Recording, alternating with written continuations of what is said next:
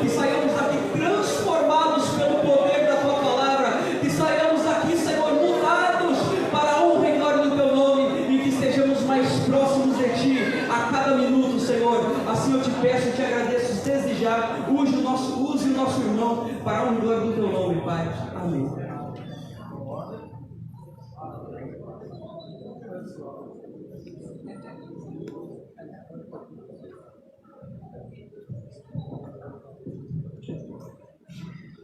Meus irmãos, eu desejo vos cumprimentar com a paz do Senhor. Amém? Amém. Irmãos, abram as vossas Bíblias comigo.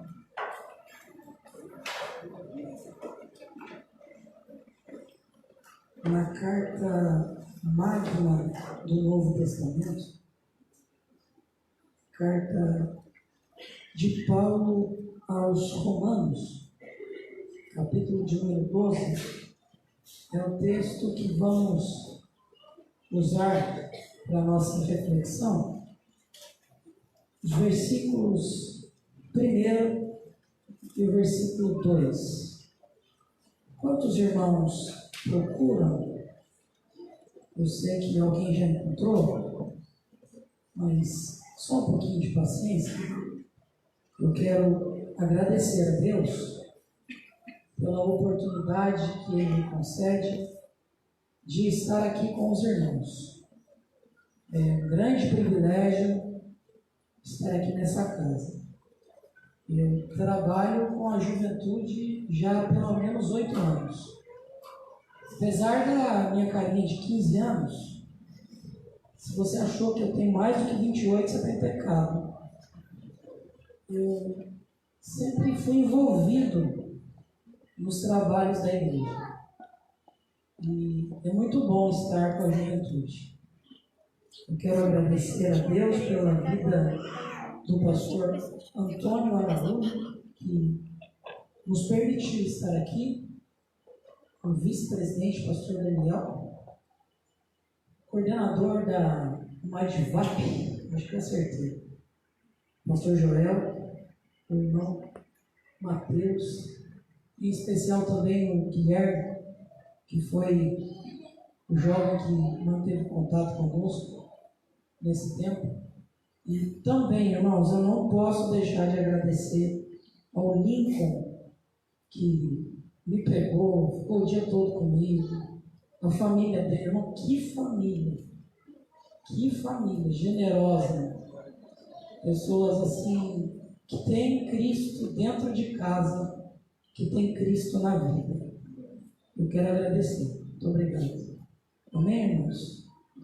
Os irmãos encontraram o capítulo 12.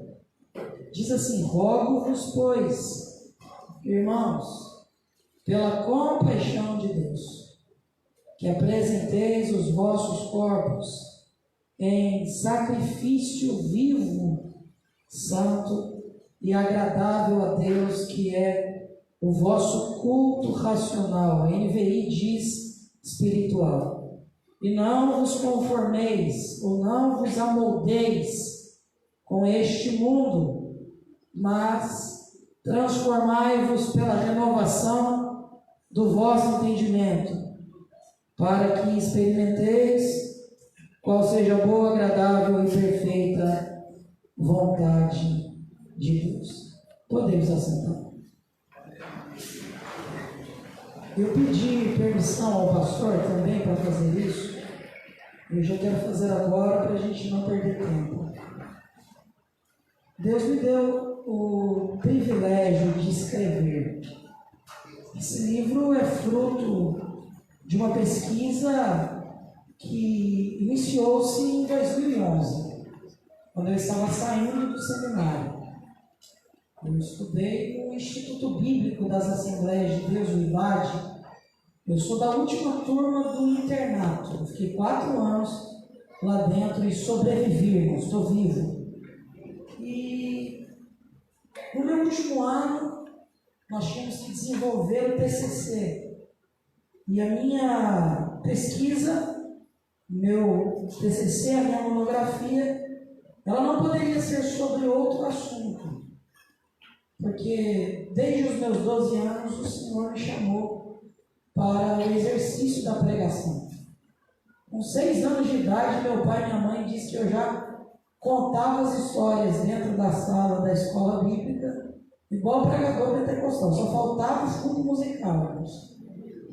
E quando eu tive a oportunidade de escrever, não tinha como ser movido por outros sentimentos.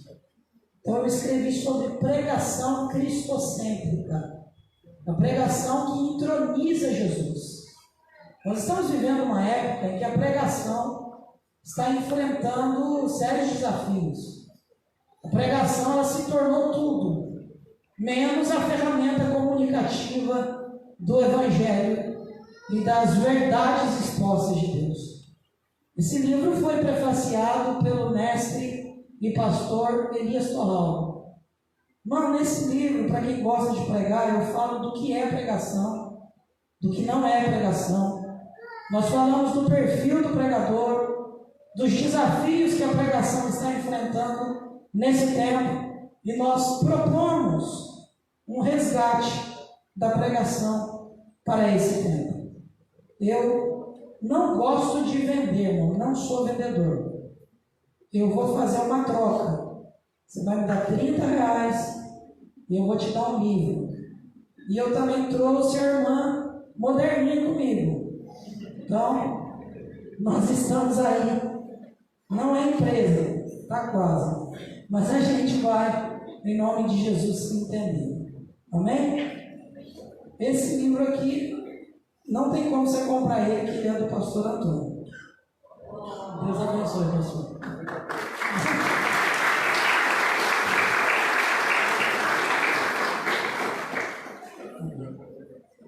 Meus irmãos, como eu disse, motivo de muita alegria. Vamos lá? Quem está com a apostila, acompanhe comigo. Eu tematizei a minha fala, que é sobre secularismo e inversão de valores.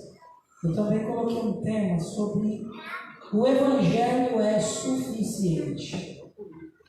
Então, nós vamos tentar, nesse tempo que nos é dado, aplicar algo ao coração dos irmãos. Não sou melhor do que ninguém. E também entendo, irmãos, que aqui não é lugar de dar nota para ninguém. Dar nota é o Raul Gil procurando calouros. Aqui nós viemos para aprender todos juntos. Aqui nós viemos para adorar ao Senhor. A diferença de uma escola bíblica para uma escola qualquer é que aqui Deus pode se manifestar, como já se manifestou. Deus pode renovar no meio da escola bíblica. Deus pode batizar com o Espírito Santo. Não tem nenhuma plaquinha aqui que proíbe a ação do Espírito Santo entre nós. Então, os irmãos têm liberdade de adorar o Senhor. Quando nós lemos a carta escrita pelo apóstolo Paulo aos irmãos que estavam em Roma, e eu disse que essa carta é a carta magna do Novo Testamento, Lutero chamou a carta aos Romanos como o joelho da história bíblica. Joelho no seu sentido firmeza. Trata-se de uma das escrituras mais incríveis, onde o grego do Novo Testamento foi mais desafiado, além de ser escrito e interpretado. Essa carta é a carta mais lida da história, é a carta mais comentada. Todos os grandes historiadores do passado têm escritos destinados a essa carta. O apóstolo Paulo ele está vivendo um processo de expansão no que se diz respeito à ação escriturística, ao que se diz respeito às escrituras. Ele está escrevendo para as igrejas correspondentes ao avanço do Evangelho. E Paulo tinha o desafio de adentrar Roma. Claro que Roma tinha um dos maiores desafios de todo o tempo, justamente por ser um dos impérios mais travados no que se diz respeito à expansão do Evangelho. Então Paulo se prontifica a escrever essa igreja. Essa carta é magna porque do capítulo 1 ao capítulo 11, Paulo faz tratativas diretas da exposição e da grandeza do Evangelho. Não há nenhuma outra carta que Paulo se prenda tanto ao fator doutrinário no que se diz respeito à teologia, como a carta aos Romanos. Paulo fala da depravação do homem, Paulo fala da importância da graça, Paulo fala da justificação, Paulo fala do problema do pecado, Paulo fala do enxerto dos gentios, a mensagem da misericórdia e da graça. Então, fazendo uma correlação dos primeiros 11 capítulos, o que o apóstolo está se utilizando é expressar o que Cristo é capaz de introduzir naqueles que são regenerados, naqueles que são salvos pela mensagem graciosa da misericórdia de Deus. É interessante que do capítulo 1 ao capítulo 11, Paulo está sendo doutrinário, Paulo está sendo expositivo no que se refere à exposição da graça. Não é redundância. Paulo, como escritor, ele também é um pregador, e como um pregador, ele se utiliza de uma comunicação eficiente. Por isso, Paulo causa intervalos em sua fala. Enquanto ele não termina um assunto, ele não inicia outro. Por isso, Paulo está falando do problema do pecado. Mas uma coisa que me chama a atenção em Paulo é que Paulo sempre faz essa expressão do antes e do depois. Por quê? Porque se no capítulo 1 ele fala do problema do pecado, no capítulo 2 e no capítulo 3 ele já fala da solução, que é a graça. Se no capítulo 4, mais uma vez, ele reforça o problema da injustiça, no capítulo 5, Paulo fala mais uma vez da justificação da graça e da fé através de Jesus. Ou seja, Paulo apresenta um problema e uma solução. E essa solução é apontada em Jesus, essa solução é apontada na graça, essa solução é apontada na justificação em Cristo Jesus. Porque o Evangelho responde diretamente às problemáticas. O Evangelho responde às indiferenças sociais. O Evangelho responde às causas indefinidas. Porque se para o homem tudo é definitivo, se para o homem tudo é respondido de forma definida, o Evangelho, irmão, ele deixa o homem completamente em parafuso. Porque Paulo utiliza a expressão no capítulo 1, e versículo 16, ele diz o quê? O Evangelho é o poder de Deus. O que Paulo estava dizendo? O Evangelho não depende de comprovação científica. O Evangelho não depende de definições filosóficas. O Evangelho é, a expressão é o máximo das culturas helênicas, tanto grego, judaico e aramaica. O é uma indicação de autoridade. Então Paulo está dizendo que o Evangelho é uma pessoa.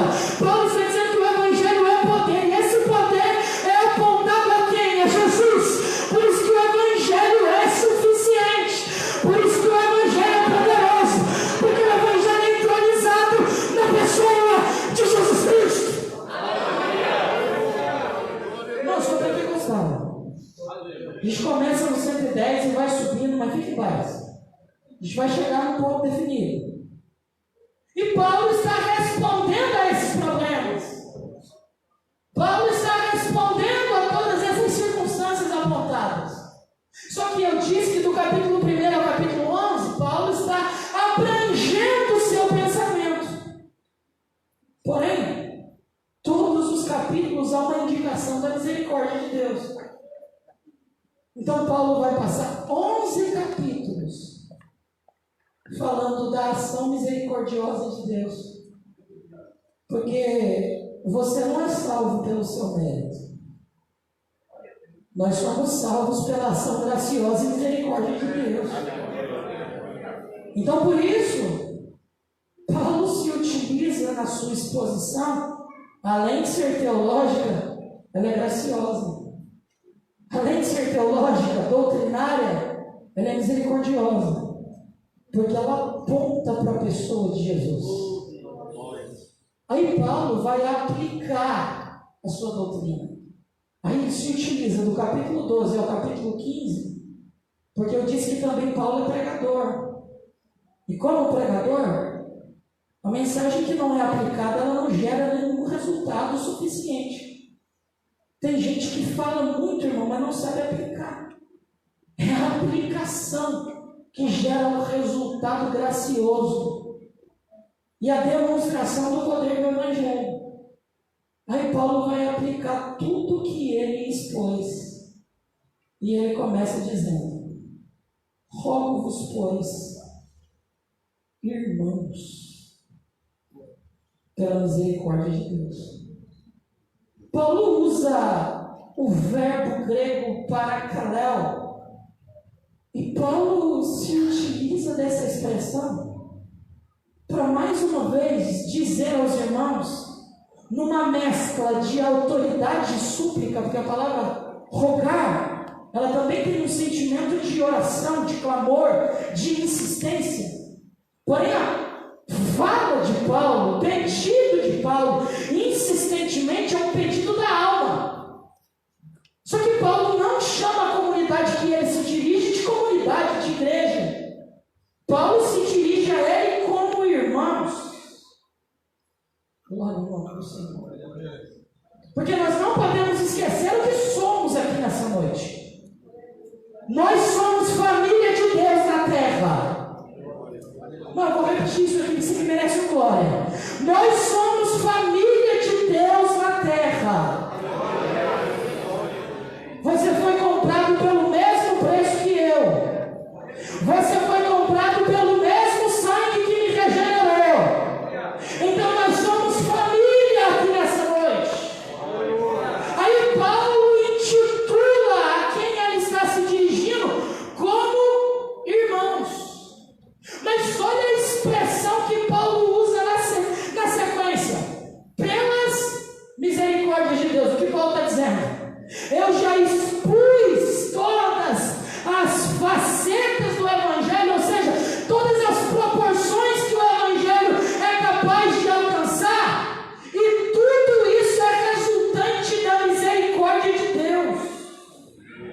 Não tem como vivenciar a expressão do Evangelho por si só, porque o Evangelho também é um tratado manifesto da misericórdia de Deus relacionada à comunidade de Deus na terra, que é a família de Deus.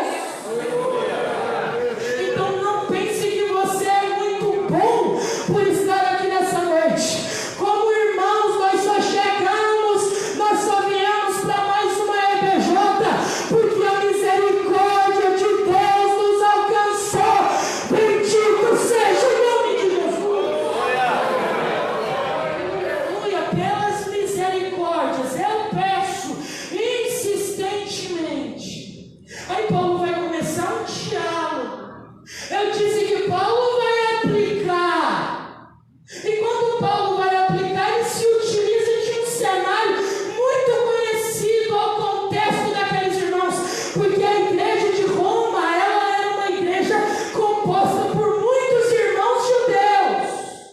Então Paulo vai se utilizar de uma linguagem de culto, tradicionalmente conhecida pela comunidade.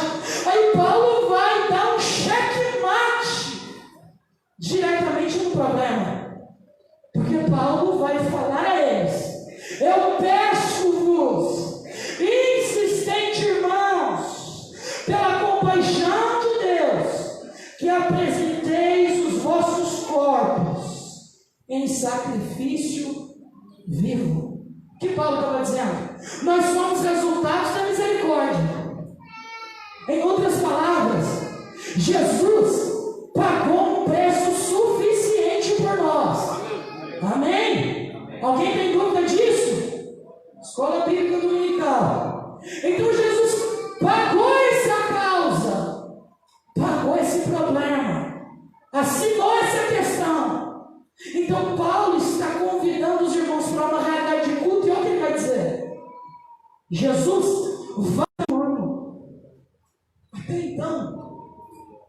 expectativa de culto é cerimonial.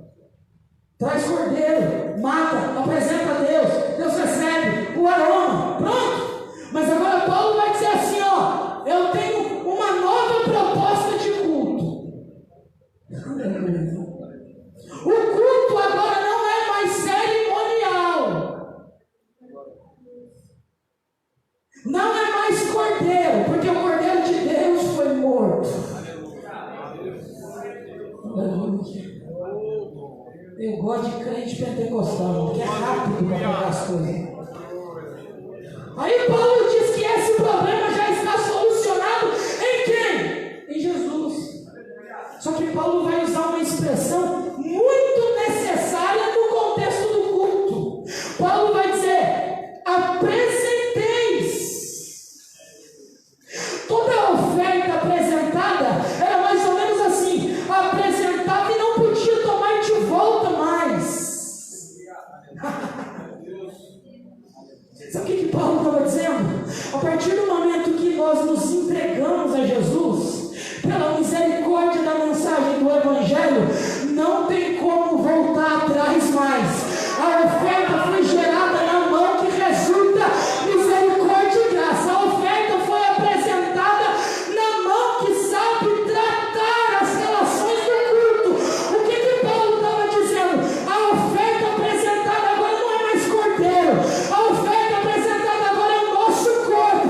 Aí, irmão, entenda uma coisa.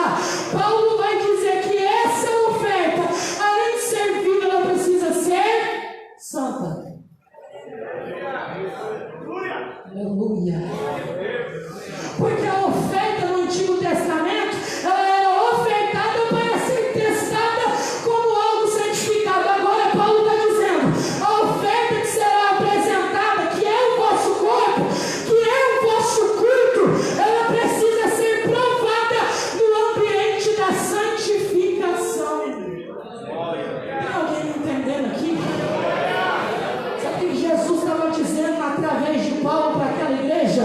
O culto precisa ser vivo, porque Deus se comunica com o vivo. O culto precisa ser relacionado na esfera da santidade, porque Deus é santo. É só oferecendo um culto de gente viva, santificada, para Deus olhar do céu e dizer: esse culto me agrada, esse culto me agrada, esse culto me agrada.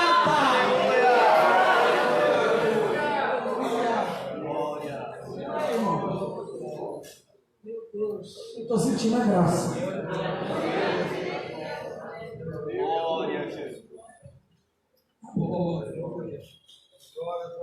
Então Paulo vai dizer: eu vos peço insistentemente que vocês coloquem os vossos corpos à disposição de Deus, para Ele se manifestar no vosso culto.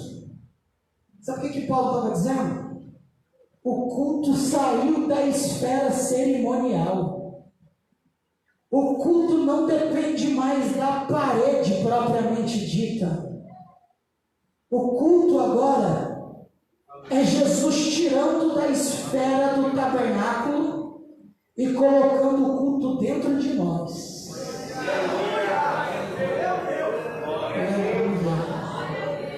Graças ao nome de Jesus. Sabe o que Paulo estava dizendo? Pode ser bonitinho por fora, pode ser a catedral mais elegante, pode usar as melhores capas, pode ter as melhores roupas, só é cerimônia. O culto, para ser agradável, precisa ser vivo e santo. O culto, para ser agradável, é uma resposta não exterior, é interior, é de dentro para fora, é de dentro para fora.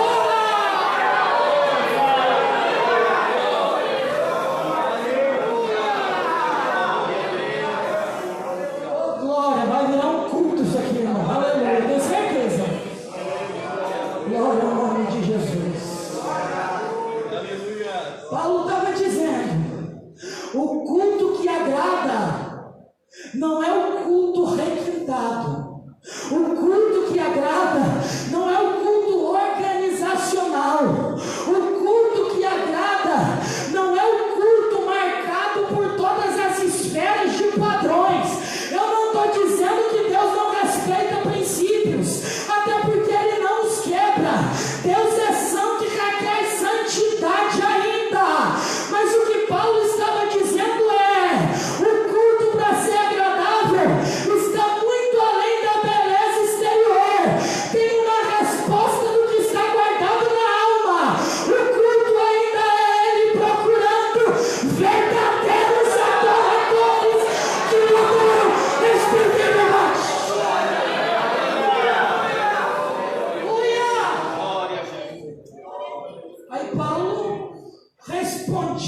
esse problema, ele vai demarcar duas coisas que são necessárias.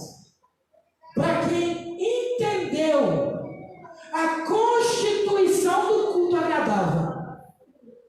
Aí Paulo vai começar dizendo: e não vos conformeis com este mundo, mas transformai-vos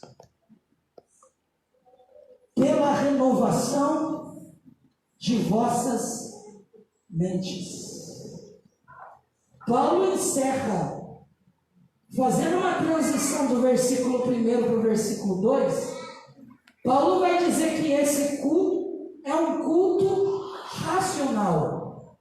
Paulo se utiliza da expressão lógicos, mas racionalidade aqui não tem nada a ver com a esfera que contrasta a emoção.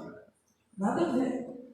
É por isso que a NVI e a King James traz a expressão espiritual. Mas é uma espiritualidade sadia. Não é espiritualidade no sentido místico, da histeria, da bagunça. Mas é uma espiritualidade ordeira. É uma espiritualidade que sabe o que adora. Sabe o que é isso? É aquele culto que tem começo, meio e fim. Jesus no começo, Jesus no meio e Jesus na bênção apostólica. É um culto que glorifica a Jesus, é um culto santo. Aí Paulo, encerrando isso, Paulo vai dizer: duas condições necessárias para vivermos a pergunta inquietante da nossa alma. E se eu fizer ela aqui juntamente com vocês, eu sei que alguém vai dizer para mim que já perguntou isso. Qual é a vontade de Deus na minha vida? Só que Paulo vai dar uma resposta objetiva e direta a esse problema. A vontade de Deus não se trata de uma causa, mas de uma consequência. Para você experimentar a boa, perfeita e agradável vontade de Deus, primeiramente, você não pode se conformar com um mundo secularizado. Então nós entramos naquilo que nós também vamos falar. Paulo está falando de uma sociedade deformada, secularizada, corrupta, pecaminosa, indiferente à vontade de Deus. Por isso Paulo está dizendo: não vos conformeis. Mas para quem é esperto e consegue entender as coisas, perceba que tanto na palavra conformar como na palavra transformar, a ênfase centralizadora das duas palavras é a palavra forma. O que Paulo estava dizendo? Quando ele diz não vos conformeis, ele está dizendo: não se patronize, não se legalize pelas direções mundanas. Aí Paulo já responde como isso é possível: mas transformai-vos pela renovação da mente. Mas como isso é possível? Se aqui Paulo está usando a palavra esquema no grego, que é uma exposição, uma forma exterior, logo em seguida Paulo fala da palavra transformar, que é a palavra metamorfose. E Paulo mais uma vez vai trazer a direção para aquela igreja, dizendo que Deus está muito mais interessado na sua alma, no que você está guardando no seu bom depósito, do que aquilo que verdadeiramente você quer expor, que não tem nada a ver com a realidade. Usando essa linguagem, num tempo em que as coisas são muito mais aparentes, num tempo em que a exposição vale mais do que aquilo que realmente somos, você não é aquela selfie que você postou. Porque para você postar aquela selfie, você colocou pelo menos umas 2 horas de efeito. Paulo está falando disso. Paulo está falando de uma preocupação completamente exterior.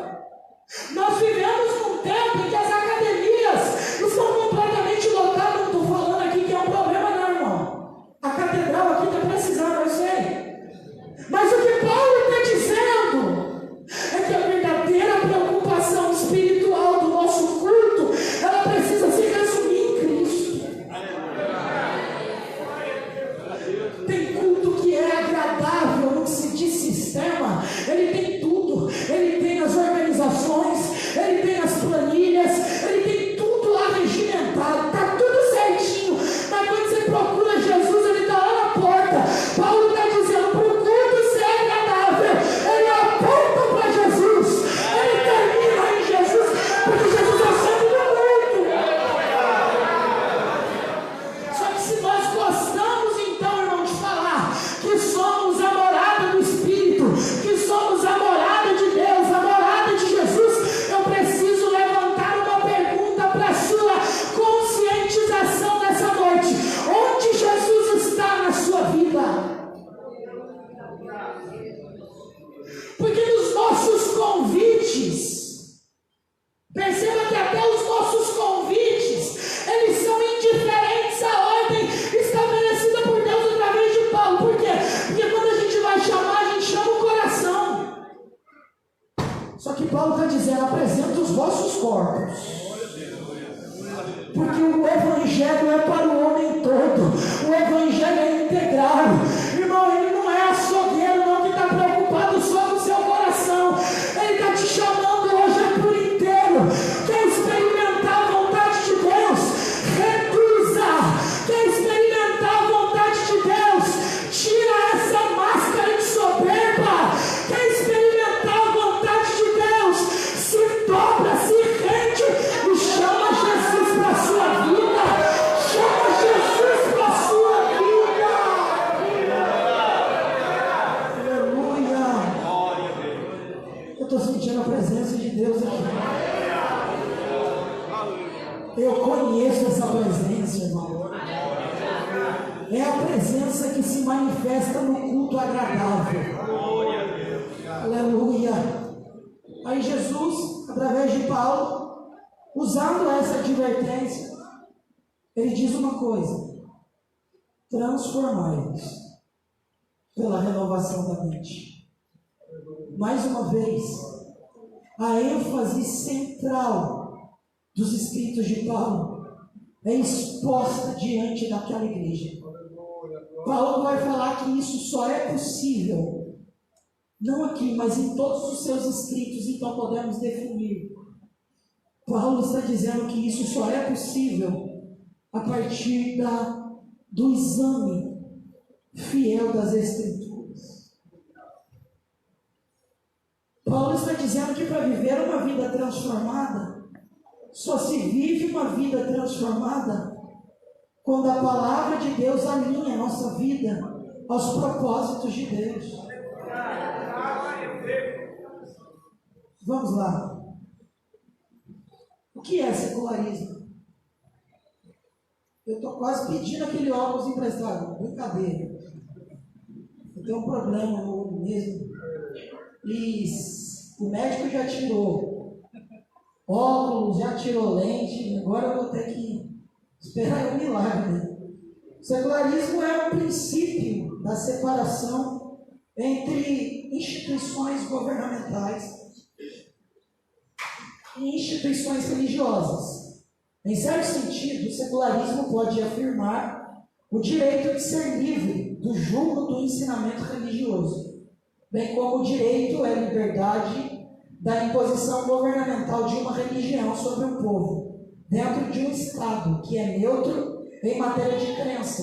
Em outro sentido, refere-se à visão de que as atividades humanas e as decisões, especialmente as políticas, devem ser imparciais em relação às influências religiosas. O que é o secularismo? O secularismo é, por si só, uma crença social que diz respeito à famosa palavra do politicamente correto. E essa palavra, por si só, ela é ausente da influência da religião, no seu sentido que está introduzida a vontade de Deus. Logo, o secularismo, ele é ateu por si só. Ele tira Deus de cena. O secularismo é uma resposta contra a vontade soberana de Deus. Por isso, numa geração secularizada, Deus está procurando gente que diga no seu coração: eu quero viver de forma transformada. Logo em seguida, eu vou só ler esses dois trechos, irmãos, porque eles são definidos. E depois a gente vai caminhar aí. O que é a inversão de valores?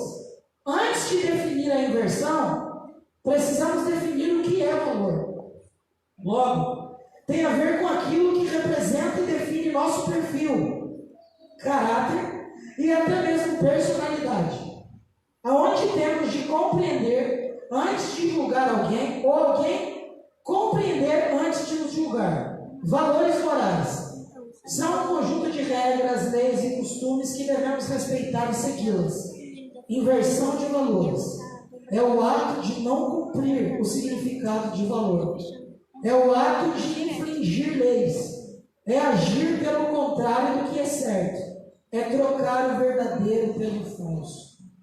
O grande problema de uma terrível inversão de valores, uma crise de valores, é que esses valores também estão comprometendo a causa das Escrituras. Essa inversão de valores já é perceptível. Quando eu falo já é porque eu nem preciso dizê-la. Você sabe melhor do que eu. Até mesmo no nosso ambiente. Antigamente algo era errado. Aí hoje se diz que não é mais. Se dizia que era pecado. Hoje diz que não é mais. Irmãos, lá fora diz: a igreja do Senhor ainda continua sobre o alicerce da palavra. Nós vamos deixar uma frase central aqui: eu prefiro a palavra. Inverta-se os valores, se perdam os sistemas, mas a Umadivap vai levantar a voz e vai dizer, aonde quer que seja, nós preferimos a palavra. A verdade é absoluta e não obsoleta. A verdade é soberana, não ultrapassada. Nós vivemos uma geração conhecida por ser relativista, onde nada mais é absoluto. A minha verdade não é a verdade do amigo que cantou. O amigo que cantou tem uma verdade e a amiga que cantou o hino da harpa tem outra. É o que eles querem propagar. Mas a igreja do Senhor tem um alicerce absoluto. A igreja do Senhor tem um tipo definido, tem uma posição genuína. Se está todo mundo se desviando, se está todo mundo se perdendo, a igreja ainda grita: Jesus é soberano, Ele é a nossa verdade. Os sistemas passam, são fraudulentos, os sistemas são corruptos, são falsificados, mas a igreja, a família de Deus na terra, ela ainda é a verdade de Deus, porque tem a palavra que é a verdade.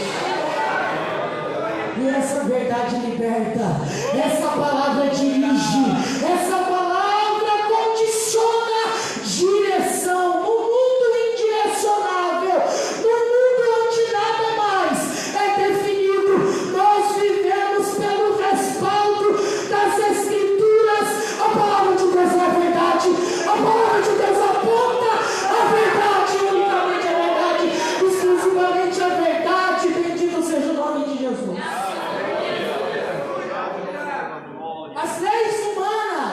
As leis são humanas, mas a palavra é imutável. Esse ponto aqui já é capaz de arredondar a nossa fala.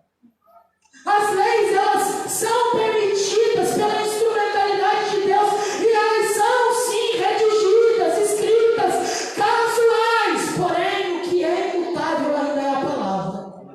Tudo pode se mudar. Uma lei, irmão, ela depende até mesmo de várias óticas de interpretação. A palavra de Deus é uma só.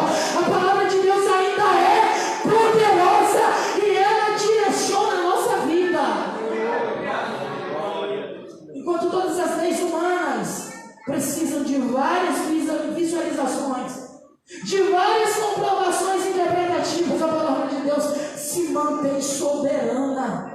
O homem não tem poder de destruí-la. O salmista diz: a lei do Senhor é perfeita e refrigera a alma. O testemunho do Senhor é fiel e dá sabedoria aos simples. Os preceitos do Senhor são retos e alegram o coração. O mandamento do Senhor é puro e alumia os olhos. O temor do Senhor é limpo e permanece eternamente. Os justos do Senhor são verdadeiros e justos juntamente. Os juízos do Senhor são verdadeiramente justos, porque tudo se perde, tudo aí, irmão, pode ser prostituído, corrompido, mas a palavra de Deus, ela é a perfeita revelação de Deus para a igreja.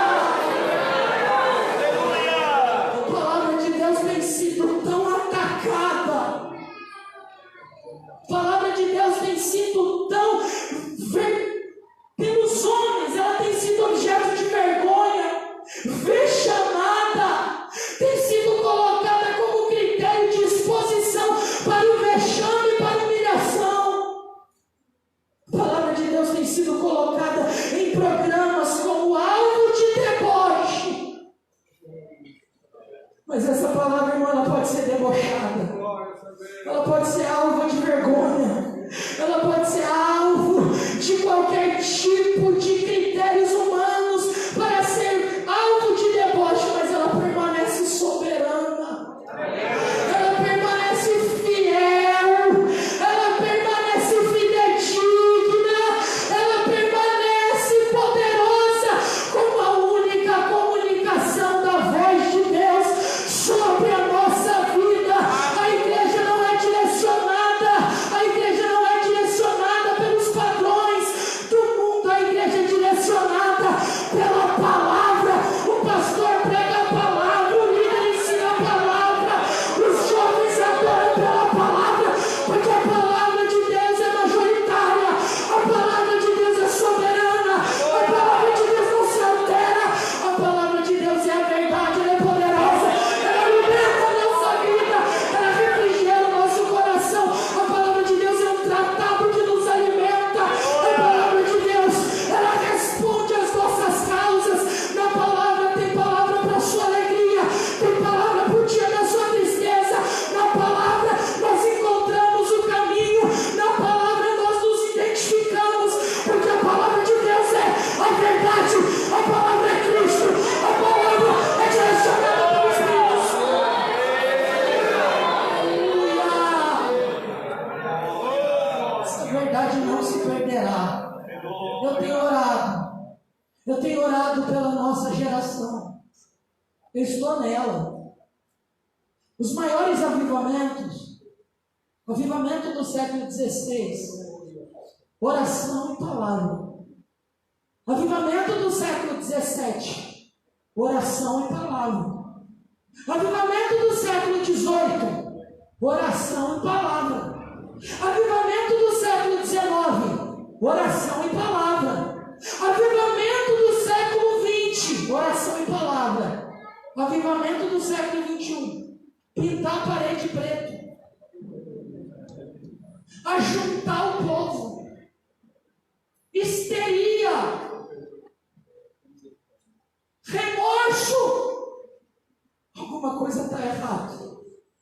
A nossa geração precisa voltar para o ambiente da palavra e da oração. A nossa geração precisa ser conscientizada de que essa verdade não se perdeu, ela se mantém. Todos os sistemas são relativizados, a palavra de Deus não é relativizada, ela é soberana, ela é absoluta. Todos os sistemas são ultrapassados, a palavra de Deus não é. Sabe o que o Espírito de Deus pergunta para você hoje, jovem?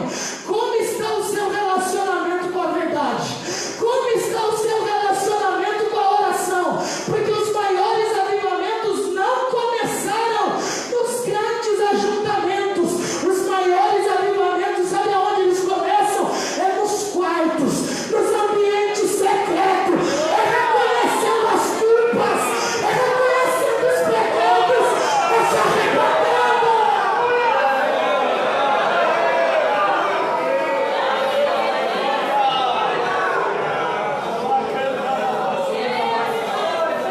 Levanta a sua mão, eu estou querendo pedir para você fazer outra.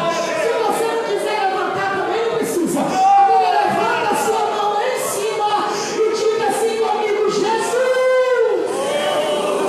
me ajuda numa era secularizada a viver a tua palavra, a guardar a devoção, a guardar a oração.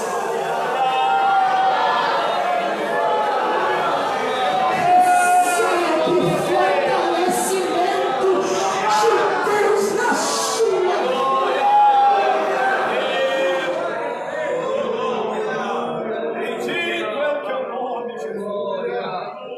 Pastor Joel, depois dessa EBJ, os quartos voltarão a ser ambiente de oração. Depois dessa EBJ, a palavra de Deus não vai ser mais item da estante. Ela não vai ficar mais aberta no Salmo 91. Ela vai ser lida, meditada. Ela será exercício cotidiano. A palavra de Deus será a nossa vida, o nosso combustível. Eu creio numa geração avivada pela palavra e pela oração. Na oração da palavra, não tem outro ambiente. Aleluia. Até porque ele não está preocupado com a exposição. Lá no quarto não tem ninguém me vendo, Carlinhos, por que eu vou orar lá? Estou dizendo para você viver a palavra. Não estou dizendo que você não vai vir mais para a igreja orar, não. Você vai ter sede pela oração. Você vai começar a orar lá em casa e daqui a pouco você vai estar dentro do templo. E as suas orações não serão mais carregadas de remorso. Elas serão acompanhadas de intenso arrependimento, de mudança e transformação de vida. Aleluia. Meu Deus. Não se trata de um problema novo.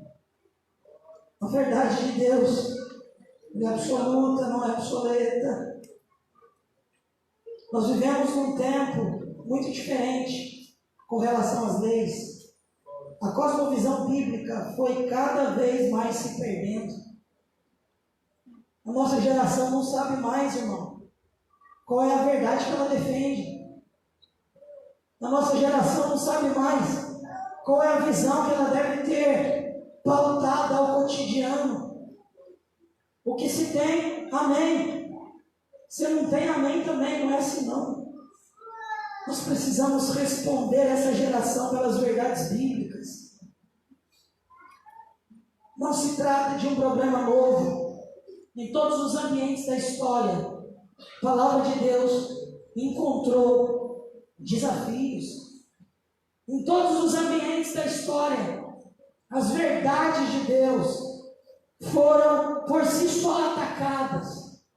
Verdades definitivas como o aborto.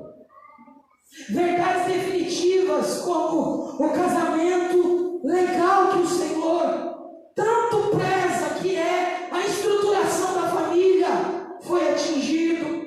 Os valores do culto foram atingidos. Estou correndo.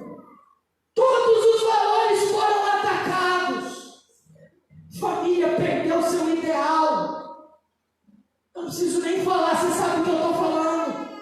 A influência do homossexualismo, as influências negativas no ambiente familiar, as corrupções, as mentiras sendo explanadas como verdade, a verdade sendo silenciada. Isso não é um problema novo, não, irmão. Desde Constantino, a igreja vem sendo atacada pelas direções absolutas da palavra de Deus. Mas em todos os momentos da história, a igreja era atacada, mas tinha uma geração que se posicionava. Em todos os momentos da história, a igreja se posicionava pela verdade. Sabe o que Deus está procurando aqui hoje? Gente que se posiciona. Sabe o que Jesus está procurando aqui hoje? Uma geração que se posiciona. Uma geração que não negocie Jesus. Em tempos, irmãos, que a verdade está sendo vexamada, até mesmo no nosso ambiente de culto. É tantos tipos de culto que eu fico procurando aonde Jesus está nesses cultos. A pregação vem sofrendo ataques. Essa pregação coaching, essa pregação humanista, essa pregação empirista que só valoriza as experiências, essa pregação mística que só valoriza os movimentos. O Espírito de Deus está gritando no coração da Almadivap: isso não será uma verdade para vocês. A pregação aqui nessa igreja ainda tem prioridade, graças a Deus. O ensino da palavra de Deus aqui tem prioridade. É uma igreja bereana, é uma igreja que sempre deixa a Bíblia aberta, é uma igreja que dá liberdade para a palavra, porque em outros lugares, irmão, não tem EPJ não, outros lugares tem tantas coisas, menos a disposição da palavra. É o workshop, é tanto nome, mas eu não sei aonde Jesus está. Mas aqui na Almadivap, Jesus é entronizado. Jesus é entronizado.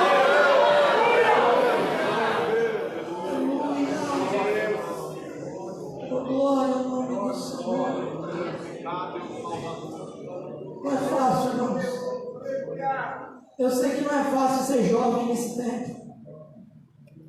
Eu sou nascido e criado na igreja. Sou filho de pastor. Além de ser jovem, eu sofro 2 vezes. Mas mantenha a verdade de Deus na sua vida. Não negocie Jesus na sua vida, não, jovem. Vai valer muito a pena. Vai valer muito a pena. Se está todo mundo se corrompendo e se perdendo, você não vai se perder. Se está todo mundo trocando as verdades, eu ainda sou de uma geração que cresceu na igreja, que ama a palavra, que entende que relacionamento bíblico é relacionamento pautado nas escrituras, que não negocia as verdades, que ama a palavra de Deus, que namora diante da presença do Senhor. Eu ainda acredito, irmãos, que nós vivemos uma geração que vai glorificar a Deus pela santidade e pela palavra. Aleluia! Oh, glória a Deus! E eu profetizo, irmão. Eu estou namorando, vou casar. Eu posso dizer isso, você vai namorar também. Mas dentro da igreja. Você vai viver esse ambiente na presença de Deus. Glória ao nome do Senhor. Vamos correr, irmãos. Podemos influenciar. Sejamos relevantes. Chegamos numa parte que foi Glória ao nome do Senhor. Foi um momento que eu escrevi, sentindo mesmo, tudo que está aqui. Primeiramente, ser cidadãos do céu, Filipenses 3:20, não significa que não somos cidadãos da terra. Temos dupla cidadania. E nosso papel aqui é influenciar para o bem. Vivemos em uma democracia, isso quer dizer que nossa palavra tem peso. Ninguém pode nos calar por sermos cristãos. As leis não podem nos atropelar. Isso o apóstolo Paulo mostrou muito bem em Atos 16, de 35 a 39. Se você quiser ler, grife esse texto, leia essa meditação. Lutar contra as leis que perverterão nossos princípios, que perverterão nossa cultura e imporão visões de mundo e comportamentos inadequados é uma possibilidade para nós e, portanto, torna-se uma obrigação. Como essa luta se dará? Como será esse engajamento? Cabe-nos buscar os melhores caminhos. Mesmo que estejamos diante de tentativas abertas de destruição de valores morais eternos por meio de leis iníquas, nós, como Igreja de Jesus Cristo, somos coluna e sustentáculos das verdades reveladas por Deus. Em muitos lugares, o posicionamento de líderes e cristãos contra leis que procuram forçar ideologias de gênero ou impedir a liberdade religiosa e de expressão foi suficiente para fazer o governo recuar. Passividade não é virtude, ingenuidade não é valor, omissão é pecado. Qual será o resultado da luta cristã? Não temos como saber, só sabemos que temos que lutar. O porvir cabe a Deus e a nós, mas numa dada ordem, escreveu Sertilanges. Ou seja, nós precisamos como igreja ser relevante.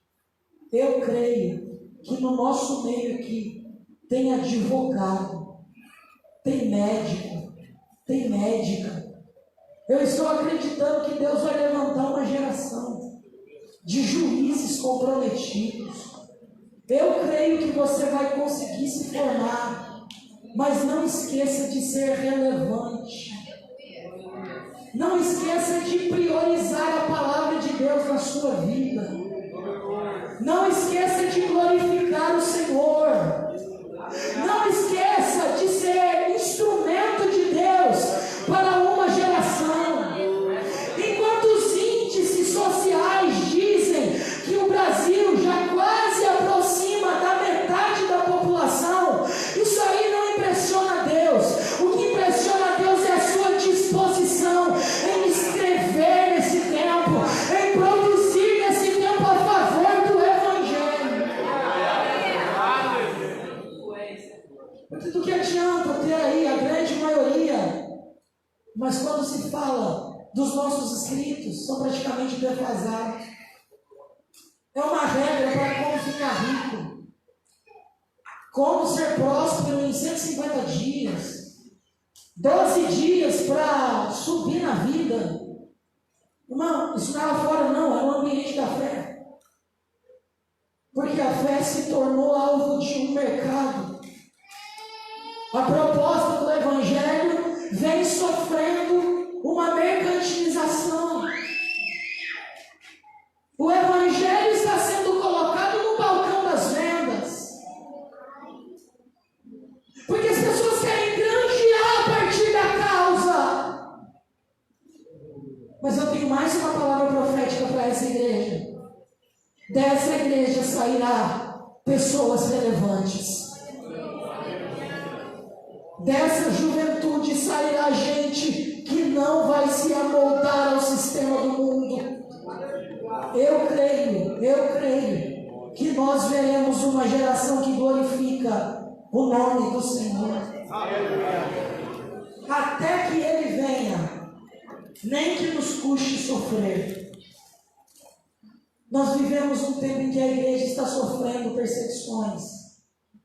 Só que a perseguição, diferente dos tempos bíblicos, é uma perseguição intelectual. silenciosa. Parece que não está acontecendo nada, mas está.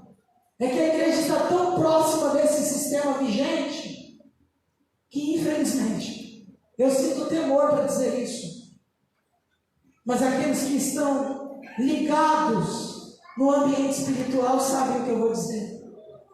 Tem tanta gente conformada que ela já nem se preocupa mais com a crise. Tem tanta gente tão amoldada aos sistemas que eles não percebem a causa, enfrentando terribilíssimas crises e afrontas. Mas é nesse tempo que eu creio que, ainda que nos custe sofrer, a perseguição para os nossos irmãos em Atos era o combustível que eles usavam para pregar a Jesus. Se for preciso, irmão, que o fogo da perseguição se acenda, porque crente aprendeu a crescer no ambiente da perseguição. Seus calçados não se envelheciam, suas roupas não se gastavam desde os primórdios. Os nossos irmãos cresciam e produziam no tempo da perseguição, mas agora a igreja está se amoldando a esse sistema. A nossa geração está se perdendo, mas ainda que nos custe sofrer por amor a Cristo, nós não vamos nos dobrar. Nós não vamos nos dobrar. Caminho para encerrar. As verdades eternas de Deus são inalteráveis. Nós estamos falando isso desde o nosso início. A palavra de Deus, irmão, não passará. Não passará. Passarão os céus e a terra, mas as palavras de Deus hão de permanecer. E aquilo que Deus disse através da sua palavra sobre a sua vida não se perderá. Eu profetizo um tempo de realização na sua vida. Eu profetizo um tempo de conclusões. Porque tem gente que começa muita coisa e não termina nada. O Espírito de Deus está te dando capacidade e perseverança nesse tempo. Eu creio num tempo em que você vai começar coisas e vai terminar coisas. Eu creio num tempo em que você honrará o nome do Senhor com a sua vida por onde você passar. Eu creio num tempo em que você vai glorificar a Deus com conclusões, realizações, sonhos, materializações, porque Deus será glorificado na sua vida. Bendito seja o nome de Jesus. Ser igreja sempre significou ser uma contracultura, muitas vezes pagando um preço bem caro por isso. É necessário que a igreja lute contra tudo o que é contrário ao Senhor. Muitas vezes ela terá êxito, outras não. Todavia, independente do seu êxito, ela deve permanecer firmada naquilo que o Senhor disse por sua palavra, que é a verdade. Tudo é móvel, tudo flui, tudo se altera, mas a palavra do nosso Deus permanece eternamente. Passarão os céus e a terra, mas a minha palavra não passará. Fique de pé com a permissão do nosso pastor. Irmãos, esse jovem que está diante de você, que tem algumas dificuldades, eu sou um sobrevivente. Com apenas 28 anos, eu sou um sobrevivente. Preciso dizer isso e a gente já encerra. Os médicos um dia disseram para o meu pai e para minha mãe que para mim já não teria mais jeito. Eu sou resultado da graça que eu prego.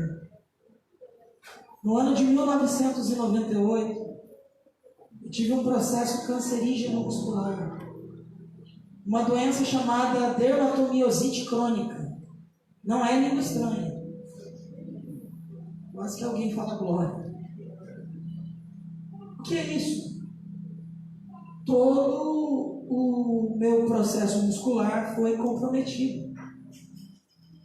E num período de quase 2 meses, essa caixa que você está vendo, que sempre foi atlética, eu estava em cima de uma cama de hospital. Tinha perdido pelo menos 20 quilos. Isso em 98, com 8 anos, 7 para 8 anos de idade. Um dia os médicos disseram para o meu pai, num processo de indas e vindas, eu não estou inventando testemunho para emocionar ninguém. Não preciso disso. Os médicos disseram para o meu pai e para minha mãe, leva para casa. Esse processo de enfermidade, ele causa muitas dores na mãe. Mas se prepara, porque a notícia do luto, ela está muito presente na realidade de vocês. Para encurtar, foram 8 meses na UTI em São José dos Campos. Eu dou o nome do hospital, Policlínica. Entre internações, idas e vindas, foram quase 2 anos. Os médicos olhando para mim, dizendo para os meus pais que já não tinha mais jeito.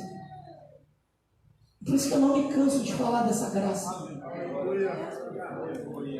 Foram 2 anos numa cadeira de roda. Foi 4 anos para voltar a falar. É por isso que em algum momento você disse assim, ai que voz chata. Só tem 40% da voz. Os médicos disseram que eu não ia levantar. Os médicos disseram que eu não ia falar mais. Hoje eu tenho 28 anos. Faz 20 anos, irmãos. Vai fazer 21 que o Senhor me levantou. E hoje eu estou aqui em Várzea Paulista.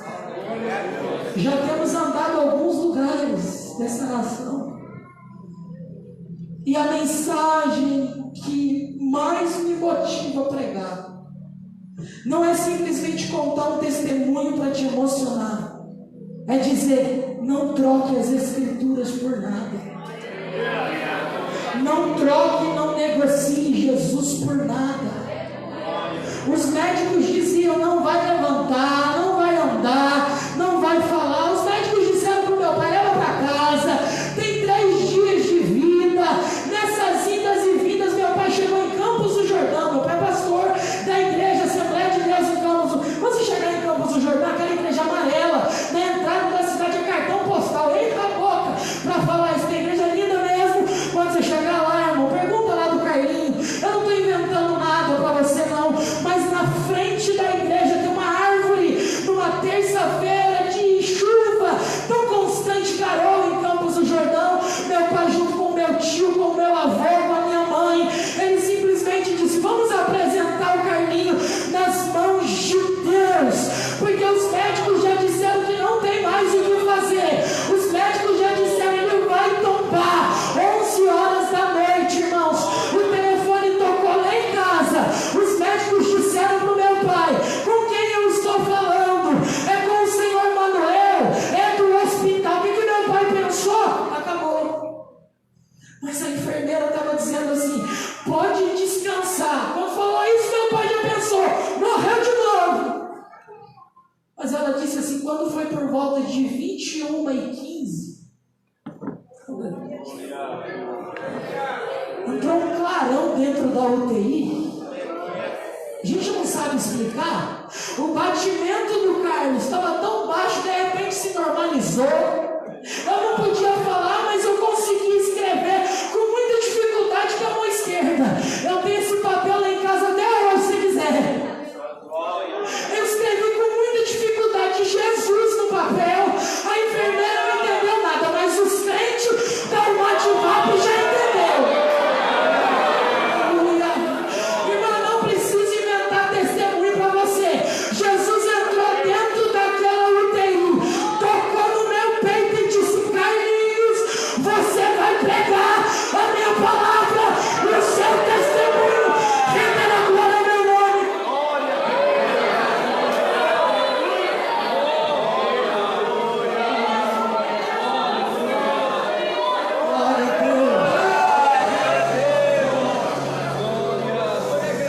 Você crê no poder soberano de Deus? Diga uma palavra que elogie o teu Deus. Se você crê no poder soberano de Jesus, diga uma palavra que o glorifique.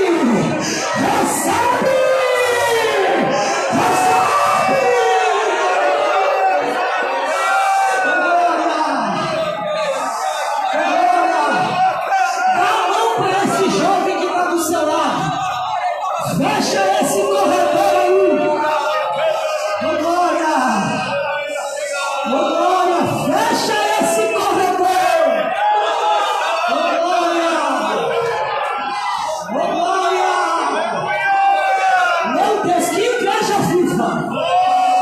Que igreja viva! Nós estamos aqui.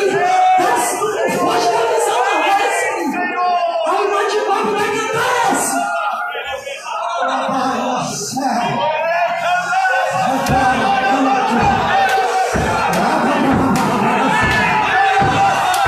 Eu creio numa geração animada. Eu creio numa geração animada.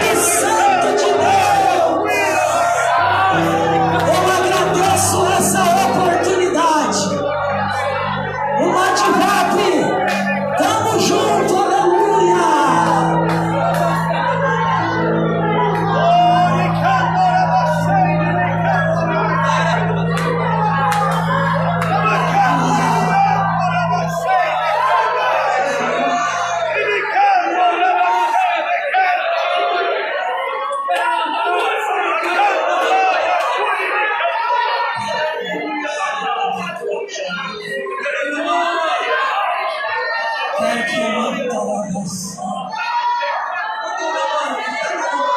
Olha minha canto,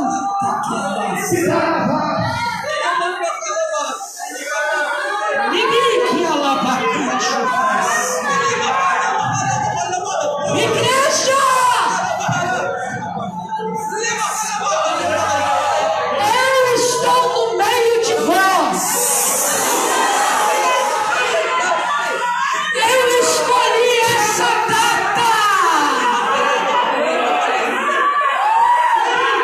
para separar e selecionar os meus.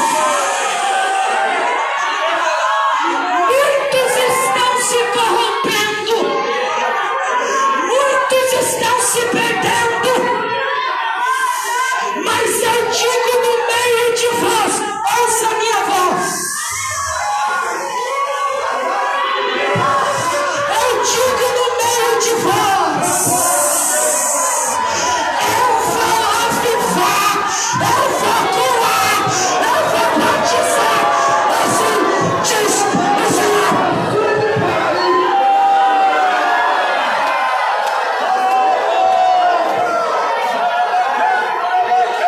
Senhor nosso Deus e nosso Pai, eu oro juntamente com essa juventude. O Senhor me escolheu no ventre da minha mãe. A minha mãe já descansa contigo, ó Pai. Mas eu dou graças a Ti, porque os meus dias hão de se prolongar, porque eu sempre honrei os meus pais. Pai, tudo que eu peço a Ti, um dia o Senhor me deu a saúde de novo. E o Senhor disse que eu seria a voz profética dessa geração. Eu sei que eu não sou o melhor pregador, eu sei que eu não tenho a melhor voz, mas eu me afeitei como a oferta que se apresenta agradável diante de Ti com a minha vida. Pai, tudo que eu Te peço hoje é que os sinais que acompanham o meu ministério desçam no meio dessa juventude agora, porque melhor é estar na Tua casa do que estar se perdendo, do que estar se prostituindo. Eu prefiro a Tua presença. E tudo que eu peço é que o Senhor encha essa casa e mantenha essa juventude viva, santa e agradável aos Teus olhos. Obrigado por essa oportunidade. Em nome de Jesus. Um dia Abacuque orou: aviva a Tua obra. Abraão